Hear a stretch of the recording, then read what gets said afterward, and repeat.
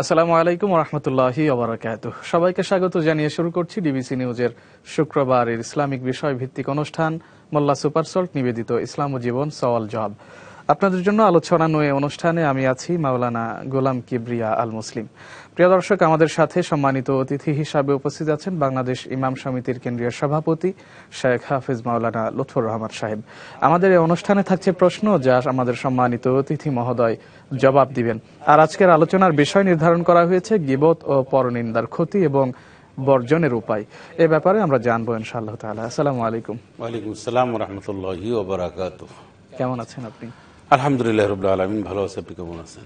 আলহামদুলিল্লাহ, আল্লাহ তাআলা ভালো রেখেছেন। মুহতারাম, আপনার কাছে প্রথমে যে বিষয় জানবো, আসলে গীবত বলতে আমরা কি বুঝি? বিসমিল্লাহির রহমানির রহিম। নাহমাদু ওয়া নুসাল্লি আলা রাসূলিল কারীম, আম্মা বা'দ।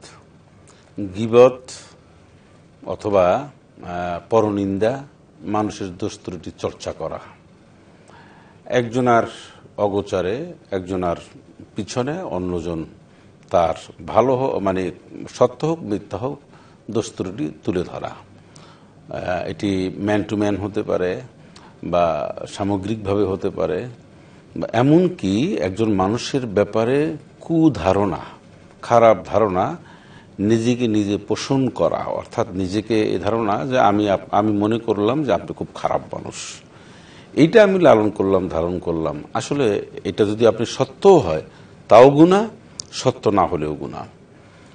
এই যে গীবতের কথাটা বললেন, কোরআনুল কারীমের অনেক জায়গায়, বিশেষ করে সূরা হুজুরাত এবং অনেক জায়গায় বলা হয়েছে, সূরা হুমাযা সেখানে বলা হয়েছে।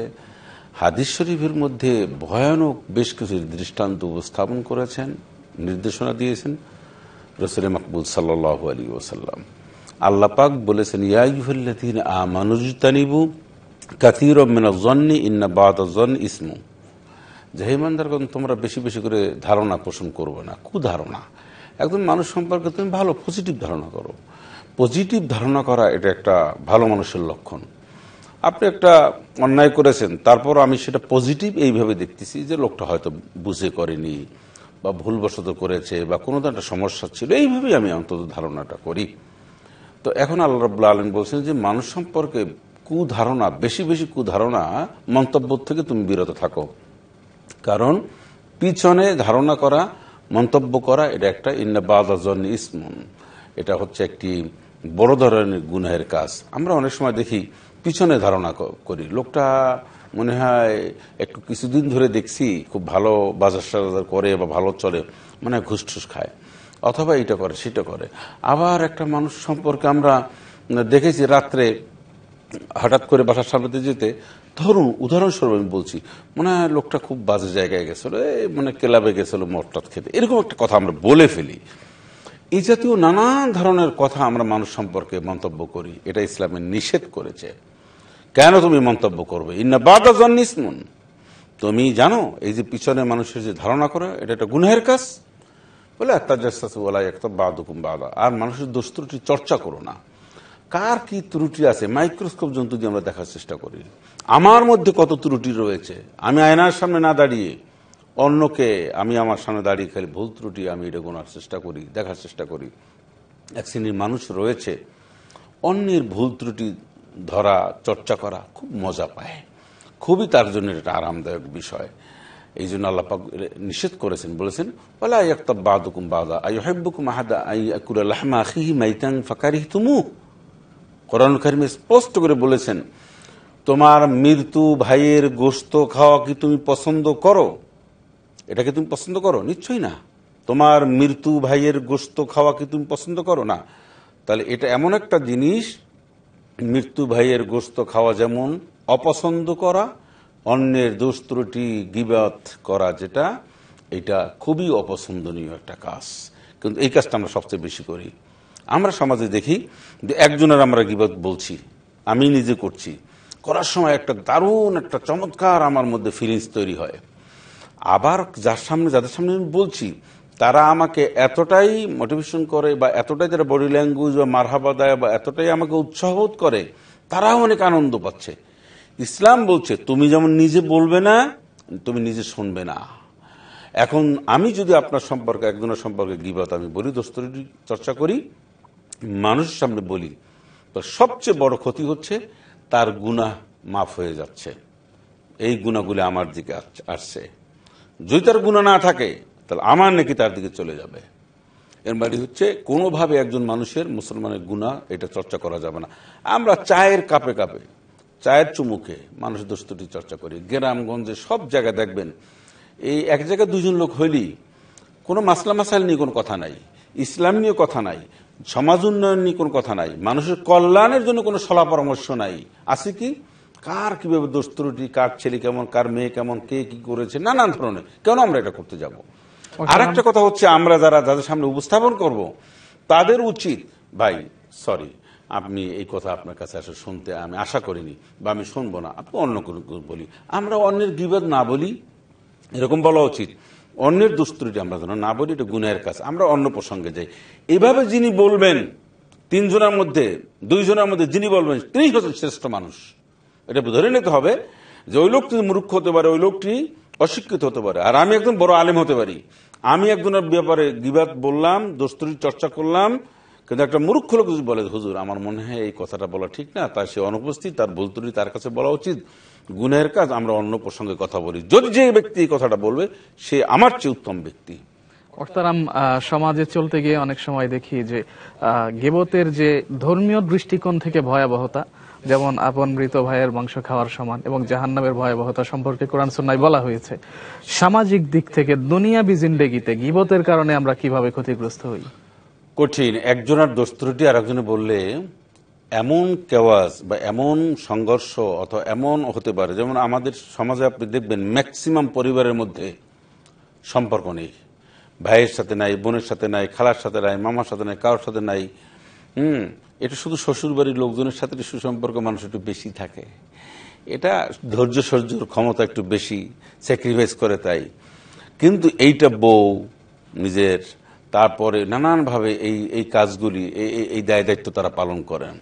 সেজন্য আপনি দেখবেন যে একজন মানুষের সাথে, আত্মীয় স্বজনের সাথে, ভাইয়ের সাথে ভাইয়ের, বোনের সাথে বোনের, ভাই বোনের সাথে মিল খুব কম। এর কারণটা হচ্ছে একজন আর একজনের দোষ ত্রুটি লাগাই দেয়, একজন আর একজনকে দিয়ে একটা কথা বলে দেয়। সেজন্য কোরআনুল কারীমের মধ্যে আল্লাহ পাক বলছেন ওয়াইলুল কুল্লি হুমাযাতিল লুমাযা, মানুষের সামনে পিছনে কোনোভাবে মন্দ বা মানে দোষ ত্রুটি চর্চা অথবা তার কোনো সমালোচনা তুমি করতে পারবে না, তা তুমি ধ্বংস হবে। আর তুমি যেটা জানো না সেটা তুমি কেন বলো? সে প্রসঙ্গে আমরা আসবো। এখন সমাজে রাজনৈতিকভাবে, পারিবারিকভাবে, বংশগতভাবে আমরা দেখেছি অ্যানালাইসিস করে যত ধরনের গঞ্জাম হয়েছে, সংঘর্ষ হয়েছে, মনোমালিন্য হয়েছে, মানে সম্পর্কের ফাটল যত ধরেছে, এর অন্যতম উল্লেখযোগ্য বেশিরভাগ কারণটা হচ্ছে এই একজন আর একজনের বিরুদ্ধে কথা বলা, না জেনে না জেনে। এটাকে গ্রামের নানান ভাষায় চগলখুরি বলে, গীবত বলে, মানুষের দোষ ত্রুটি বলে, একজন আর একজনকে হেয় প্রতিপন্ন করা, একজন আর একজনকে একটা কথা বলে দেওয়া, অমুকের ছেলেটা এরকম, অমুকের মেয়েটা এরকম, এরকম কথা বলা, অমুক তোমাকে এই কথাটা বলেছে, আসলে দুজনের মধ্যে লাগাই গেছে। এই যে শয়তানের কাজ, এই কাজটি। তাহলে আমার কি কাজ? আমার কাজ হচ্ছে আমি আমাকে নিজেই প্রশ্ন করব, আমি কারো কোনো দোষ ত্রুটি আমি চর্চা করব না। মোহতারাম, দোষ ত্রুটি থেকে বাঁচা এবং ক্ষতি থেকে, গুনাহ থেকে মুক্ত হবার বিষয়ে আমরা জানবো, তবে তার আগে ছোট্ট একটি বিরতি নিচ্ছি। প্রিয় দর্শক, আপনারা দেখছেন ইসলামী বিষয়ভিত্তিক বিশেষ অনুষ্ঠান মোল্লা সুপার সল্ট নিবেদিত ইসলাম ও জীবন সওয়াল জবাব। আমরা যাচ্ছি ছোট্ট একটি বিরতিতে, সঙ্গেই থাকুন। বিরতির পর আবারও স্বাগত জানাচ্ছি ডিবিসি নিউজের শুক্রবারের সাপ্তাহিক অনুষ্ঠান মোল্লা সুপার সল্ট নিবেদিত ইসলাম ও জীবন সওয়াল জবাব অনুষ্ঠানে। আমাদের আজকের অতিথি হিসাবে আছেন বাংলাদেশ ইমাম সমিতির সম্মানিত সভাপতি হাফেজ মাওলানা লুৎফর রহমান সাহেব। আজকের আলোচনার বিষয় গীবত ও পরনিন্দার ক্ষতি এবং বর্জনের উপায়। এ বিষয়ে আমরা অত্যন্ত গুরুত্বপূর্ণ কিছু প্রশ্নের উত্তর ইতিপূর্বে জেনেছি বিরতির পূর্বেই। এবারে আমরা যে বিষয় জানব সেটা হচ্ছে গীবত করার সময় আমরা যে গুনাহের ভাগীদার হই, এই গুনাহ থেকে মুক্ত হবার কোনো উপায় আছে কিনা? ধন্যবাদ আপনাকে। একটা দেখুন, হাদিস শরীফের মধ্যে আল গীবাতু আশাদ্দু মিনাজ জিনা, অর্থাৎ জিনা ব্যভিচারের চেয়েও গীবতটার গুনাহ অনেক কঠিন। একটু বিশ্লেষণ করি। একজন মানুষ জেনা করলো, সে হঠাৎ করে উপলব্ধি হয়েছে যে আমি একটা বড় গুনাহের কাজ করেছি, আল্লাহর কাছে ক্ষমা চাইলে সে আল্লাহ খুব সহজেই ইনশাআল্লাহ ক্ষমা করে দেবেন। কিন্তু আমি যে গীবাত, মানে আপনার ব্যাপারে আপনার ভুল ত্রুটি বা আপনার না জেনে জেনে আপনার ত্রুটি দোষ ত্রুটি মানুষকে বলে দিয়েছি, এটা জেনার চেয়েও কঠিন। এই জন্য যে জেনা যিনি করবেন সেই ব্যক্তি এবং দুই ব্যক্তি ধ্বংস হতে পারে বা দুই ব্যক্তি ক্ষতিগ্রস্ত হবে। কিন্তু একটা গীবাত, একটা পরনিন্দা, একটা অসত্য কথা বা একটা দোষ ত্রুটি চর্চার মাধ্যমে একটা পরিবার ধ্বংস হতে পারে, দীর্ঘদিন তাদের সম্পর্ক বিরাট অবনতি হতে পারে। সেজন্য এটা বলা হয়েছে আল গীবাত আসাদ্দু মিনাজ জিনা। আর একটা হচ্ছে আমাদের সমাজে সবচেয়ে বড় হচ্ছে কি জানেন, আমরা ম্যাক্সিমাম মাস পিপল আমরা এর সাথে জড়িত, আমরা এটা অভ্যস্ত হয়েছি, আমরা চরিত্রের সাথে আমাদের এটা মিশে গেছে। গীবাত, পরনিন্দা, দোষ ত্রুটি চর্চা করা এটা আমাদের শরীরের মধ্যে এটা অভ্যাস হয়েছে। এটা না করলে যেন পেটের ভাত হজম হয় না। এটা একটা কি শিক্ষিত মানুষ, কি অশিক্ষিত, কি ভদ্র ফ্যামিলি, কি অভদ্র ফ্যামিলি, ছোট বড় ধনী, এই বংশ টংশ কিচ্ছু নাই, একদম বৃহত্তর জনগোষ্ঠী আমরা এর সাথে সংশ্লিষ্ট হয়ে গেছি, এর সাথে আমরা হয়েছি। এটা তো ঠিক না। ইসলাম একটা বড় ধরনের একটা গুনাহের কাজের কথা বলেছে, অথচ আমার চরিত্রের মধ্যে দেখা যায় আমি একজন বড় আলেম, দেখা যায় আমি একজন বড় অফিসার, দেখা যায় বড় আমি একজন শিক্ষিত মানুষ, কিন্তু আমি এই দোষ ত্রুটি থেকে আমি মুক্ত নই। এর কারণ হচ্ছে আমি অভ্যস্ত হয়ে গেছি, আমি অভ্যাসে পরিণত হয়েছে। কোরআনুল কারীম সেজন্য বলেছেন যে ওয়ালা তাকফু মা লাইসা লাকা বিহি ইলম ইন্নাস সামআ ওয়াল বাসারা ওয়াল ফুআদা কুল্লু উলাইকা কানা আনহু মাসউলা। তুমি যে বিষয়ে জানো না সে বিষয়ে তুমি মন্তব্য করবে না। তুমি যেটা জানো না সেটা মন্তব্য করো কেন? আপনি দেখবেন একজন মানুষের কাছে একটা মানুষ সম্পর্কে জিজ্ঞাসা করলে, আরে ও খারাপ লোক, ওর কাছে লেনদেন করবেন না, ওর কাছে যাবেন না। বিবাহ শাদীর ব্যাপারে যদি জিজ্ঞাসা করা হয়, ম্যাক্সিমাম লোকে বলবে, আমাদের দেশে আঞ্চলিক ভাষা বিভিন্ন জায়গায় বলে, মানে ভাঙ্গারি বলে অথবা যেটাই হোক না কেন, অমুকের মেয়েটা কেমন, না ও সুবিধাজনক না, ছেলেটা কেমন, না না না ও সিগারেট খাইছি, নানান ধরনের জটিলতা। ভাই, তার মধ্যে কোনো ত্রুটি থাকলে আপনি হয়তো চুপসে যান বিবাহ করার ক্ষেত্রে। যদি মেজর প্রবলেম থাকে তাহলে আপনি বলেন, আর তা না হলে আপনি কেন খামাখা বলছেন অমুকের মেয়ে ভালো না, আরে সে ওইরকম সুবিধা না। এই এক ধরনের মানুষ কিন্তু এরকম রয়েছে সমাজে, তাদের কাজই হচ্ছে ঘুরে ঘুরে এই কথাগুলি বলা। কিন্তু ইসলাম কি বলছে, অকুরুল ইন্নাসি হোসনা, মানুষের ভালো ব্যবহার করো, আমানতাকুল্লাহ অকুল কওলান সাদীদা, আল্লাহকে ভয় করো বা সুন্দর ব্যবহার করো, মানুষের উপকার করো, নাসিহা করো। আচ্ছা, এগুলি আমরা করলাম না। আল্লাহ পাক বলছেন তোমার চোখ, মুখ, হাত সবকিছু আমার কাছে জিজ্ঞাসিত করবে। আমরা অনেক সময় আছে মৌখিকভাবে আমরা মানুষের দোষ ত্রুটি চর্চা করি, এটা অনেক সময় করি। আবার অনেক সময় মৌখিকভাবে দোষ ত্রুটি আমরা বলি না, গীবত বলি না, মুখ থেকে গীবত বলি না, হাত থেকে কলমের মাধ্যমে আকার ইঙ্গিতে বলি। একজনে জিজ্ঞেস করলো, ভাই লোকটা কেমন? এখন তো আমি জানি এটা বললে আমার গুনাহ হবে, মানে মুখ থেকে আমি এটা ইশারা দিলাম, অথবা আমি বললাম এমন কিছু বললাম, বা আমি তাকে বললাম না অন্যভাবে, এরকম একটা মানে বডি ল্যাঙ্গুয়েজের মাধ্যমে হোক, কোনোভাবে না। আপনি একজন মুসলিম, সাচ্চা মুসলিম হতে হবে। এখন বর্জন করতে হবে। এর থেকে বেঁচে থাকার উপায় হলো মানুষ সম্পর্কে পজিটিভ ধারণা রাখা। আমার এক ভাইয়ের যদি কোনো ভুল ত্রুটি হয় তাহলে আমার দায়িত্ব হচ্ছে আমি তাকে শুধরিয়ে দেবো। ইন্নামাল মুমিনুনা ইখওয়া ফাসলিহু বাইনা আখাইকুম। আমি ভুল ত্রুটি হয়েছে শুধরিয়ে দেব, আমি তার দোষ ত্রুটি সমাজে আমি বলে বেড়াবো না। আমি যদি আপনার দোষ ত্রুটি সমাজে এটার স্পিকারের ভূমিকা যদি আমি পালন করি, আমার ত্রুটি দোষ ত্রুটিও সমাজে এরকম কোনো না কোনোভাবে এরকম মানুষ পালন করবে, এরকম ভাইরাল হয়ে যাবে। আপনারটা যদি আমি ভাইরাল করার চেষ্টা করি, আমারটাও ভাইরাল হয়ে যাবে। তাহলে এখন কি? এখন একটা হাদিসে আসি। রাসূলুল্লাহ সাল্লাল্লাহু আলাইহি ওয়াসাল্লাম বলছেন যে মান সাতারাল মুসলিমিনা সাতারাল্লাহু ইয়াওমাল কিয়ামাহ, যে মুসলমানদের দুস্ত্রুটি, এক ভাইয়ের দুস্ত্রুটি গোপন রাখে যতটা সম্ভব, আল্লাহ পাক কিয়ামতের দিন তার দুস্ত্রুটি গোপন রাখবেন। সুবহানাল্লাহ। এর চেয়ে উত্তম পুরস্কার আপনি কি চান? আপনি একটা ভুল করেছেন, আমি সমাজে সেটা বলে আমার কি লাভ? আমি আপনাকে নর্মালি বলে দিলাম যে কাজটি আপনার জন্য করাটা ঠিক হয়নি, তা আপনাকে বললাম, আপনি এটা সংশোধন হন। তো রাসূলুল্লাহ সাল্লাল্লাহু আলাইহি ওয়াসাল্লাম বলছেন, এক মুমিন আর এক মুমিনের আয়নার স্বরূপ। আয়নার মধ্যে আমার দোষ ত্রুটি চেহারার মধ্যে সব আমি দেখতে পাই। আমার মুমিন ভাই সে ত্রুটি করেছে, আমি তাকে সংশোধন করে দেওয়ার চেষ্টা করব। ফাসলিহু বাইনা আখাইকুম, ইসলাহ করে দেব। এটা না কইরা আমি পেয়েছি সুযোগ, আমি দিলাম ফেসবুকে পোস্ট, আমি অনলাইন অফলাইন যেখানে যা আছে আপনার ত্রুটি সব তুলে দিলাম। আমার লাভটা কি? একদিন, 10 দিন, 1 মাস, 6 মাস, 1 বছর পরেও তো আমার ব্যাপারে এরকম লেখালেখি হবে। সেই জন্য একজন মানুষ সম্পর্কে যতটা সম্ভব সহনীয় হওয়া উচিত, আমাদের সহনীয় হওয়া উচিত। একজন মানুষের ভুল ত্রুটি ওয়াল কাযিমিন আল গায়জ ওয়াল আফিনা আনিন নাস, রাগকে সংবরণ করা, মানুষের ভুল ত্রুটি মার্জনা করে দেওয়া, সহ্য করা, এরা মুহসিন যারা মোমেন ব্যক্তিদের একটা লক্ষণ, বৈশিষ্ট্য। মোহতারাম, অনেক ক্ষেত্রে গীবত করেছে এমন ব্যক্তির যিনি মারা গিয়েছে, সেক্ষেত্রে করণীয় কি? বড় অন্যায় করেছে, এটা তার অধিকার নষ্ট করেছে, এটা হক্কুল ইবাদ বলা হয়। একজন মানুষের অধিকার সে নষ্ট করেছে। আমি একজন মানুষের সম্মান ক্ষুণ্ণ করেছি, আমি একজনের ইজ্জত ক্ষুণ্ণ করেছি, আমি ব্যক্তিত্ব লস করেছি, আমার মাধ্যমে হয়েছে, তার পারিবারিকভাবে হয়েছে, সামাজিকভাবে হয়েছে, এটা ব্যক্তি অধিকার। এখন এইটা মাপ পাওয়া একটা বড় জটিল প্রক্রিয়া। এই প্রক্রিয়াটা জটিল আমার কাছে না, এটা হাদিসে এবং আল্লাহ পাক জটিল আকার ধারণ করে দিয়েছেন যে মানুষের অধিকার যিনি এটা করেছেন তিনি যদি মাফ না করে দেন তাহলে পাওয়া যাবে না। তবে একটা অপশন আছে, আপনি আল্লাহ দরবার কাঁদতে হবে, আল্লাহ আমি তো অমুক মানুষ আমি মামলা দিয়েছিলাম, হয়রানি, আমি আমার শক্তি ছিল, ক্ষমতা ছিল, আমি তাকে হয়রানি করেছি, আমি মিথ্যা মামলা দিয়েছি, মিথ্যা সাক্ষ্য দিয়েছি, হ্যারাসমেন্ট করেছি, নানান করেছি, তার অপমানিত করেছি, পত্র পত্রিকা টেলিভিশন এই সেই হাবি জাবিতে আমি তাকে একেবারে হ্যাস্তন্যস্ত করে দিয়েছি।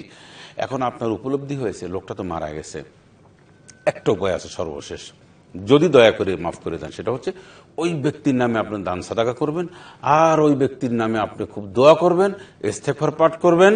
তাহলে আল্লাহ পাক বলেন ইয়াগফির লিমান ইয়াশা ওয়া ইউআযযিবু মান ইয়াশা, আমি যাকে খুশি তাকে শাস্তি দিই, আমি যখন যাকে খুশি তখন তাকে আমি রহমও করি। এখন আল্লাহ পাক যদি মনে করেন যে আপনি বিরাট ভুল করেছেন, এতটাই আপনি আত্মসমালোচনা করেছেন, আপনি এতটাই আপসেটেড হয়েছেন, এতটাই আপনি দুঃখ প্রকাশ করছেন, আপনার মনের অবস্থা আল্লাহ যদি দেখে সন্তুষ্ট হন ইউনূস আলাইহিস সালামের মতন, তাহলে আল্লাহ আপনাকে ক্ষমা করে দিতে পারেন। কিন্তু প্রশ্ন হচ্ছে আমি কেন এই কাজটি করতে যাব, কেন একজন মানুষের আমি ক্ষতি করতে যাব, কেন একজন মানুষের নামে মিথ্যা মামলা করব? এই মিথ্যা মামলার একটা বড় ধরনের একটা ব্যবসা শুরু হয়েছে, একটা বড় ধরনের একটা মামলা, একটা হুজুগ পড়ে গেছে। কেউ একজনের নামে একটা মামলা দিয়ে দিল, নামটা দিয়ে দিলি নানান ধরনের জটিল। কেন আমি কাজটা করতে যাব? আমি কি জানি, আমাকে এটা জানা উচিত যে একজন মানুষকে হ্যারাসমেন্ট করা, হয়রানি করা, এর মানে কি এর পুরো দায় দায়িত্ব আমাকেই নিতে হবে, দুনিয়ায়ও নিতে হবে, আখিরাতেও নিতে হবে। মোহতারাম, রাষ্ট্রীয় পরিচালক যারা রয়েছেন, রাষ্ট্র দেখভাল করেন, বিশেষ করে রাজনৈতিক ব্যক্তিত্বরা এক দল অপর ব্যক্তির সমালোচনা করা বা মিথ্যা কোনো কথা তাদের প্রতি আরোপ করা, এগুলোর ব্যাপারে আসলে কোরআন রাজনৈতিক ভাবে হোক, অর্থনৈতিক ক্ষেত্রে হোক, পারিবারিক ক্ষেত্রে হোক, সামাজিক ক্ষেত্রে হোক, আপনার অনেস্ট থাকতে হবে, আপনার পিওর থাকতে হবে, স্যালিড থাকতে হবে, কোরআন এবং সুন্নাহর দৃষ্টিভঙ্গির বাইরে যাওয়ার সুযোগ নেই। কোরআন এবং সুন্নাহ যেটা ম্যাপ দিয়েছে, নকশা দিয়েছে, এর বাইরে গিয়ে আপনি রাজনীতিও করতে পারবেন না, অর্থনীতি। এর মানে হচ্ছে আপনি যে কাজটি করেননি, আমি সেটা মাইকে বলে দিলাম, আপনি কাজটি করেননি, আমার একটা ত্রুটি আপনার মধ্যে রয়েছে। ধরুন আপনি দুর্নীতি করেননি, আমি বললাম একটা দুর্নীতিবাজ লোক, আমি বললাম একটা দুশ্চরিত্রের লোক। এই যে অনেক মানুষের ঠোঁট কালা থাকলে বলে মনে হয় সিগারেট খায়। এই যে একটা মন্তব্য করলাম, এই যে আমি কথা বললাম, এটা কোনোভাবে ঠিক না, রাজনৈতিকভাবেও ঠিক না। এগুলি ছাড়া কি রাজনীতি হয় না? রাসূলুল্লাহ সাল্লাল্লাহু আলাইহি ওয়াসাল্লাম কি জীবনে কোনো মানুষের দোষ ত্রুটি, মানুষের প্রতি জুলুম নির্যাতন নিপীড়ন করে রাজনীতি করেছেন? সাহাবা আজমাইন করেছেন। আমরা নিজের আবিষ্কার করেছি। কি আবিষ্কার করেছি? দখলদারিত্ব থেকে শুরু করে নানান জটিলতা, আমি ভেঙ্গে বললাম না টেলিভিশনে, এটা আমরা আবিষ্কার করেছি। একজন আরেকজনকে হ্যারাসমেন্ট করে, একজন আরেকজনকে ক্ষতি সাধন করে, একজন আরেকজনকে আমি নানান ধরনের অপমান অপদস্থ করে আমি চেয়ারে বসতে চাই, চেয়ারে থাকতে চাই, ক্ষমতায় যেতে চাই, আমি আমার সম্মান ইজ্জত বাড়াতে চাই। একটা কথা আমি বলি, আপনার সম্মান ইজ্জত নষ্ট করে আমি সম্মান ইজ্জত কামাই করব, আমার স্থায়িত্ব হবে? জি না। মোহতারাম, চমৎকার বলেছেন, আপনাকে আন্তরিক মোবারকবাদ অসাধারণ বক্তব্যের জন্য। প্রিয় দর্শক, এই ছিল আমাদের আজকের আয়োজন। আপনারা দেখছেন মোল্লা সুপার সল্ট নিবেদিত ইসলাম ও জীবন সওয়াল জবাব। আমরা এই পর্ব থেকে বিদায় নিচ্ছি, পরবর্তী পর্ব দেখার আমন্ত্রণ জানাচ্ছি। আসসালামু আলাইকুম ওয়া রাহমাতুল্লাহি ওয়া বারাকাতুহু।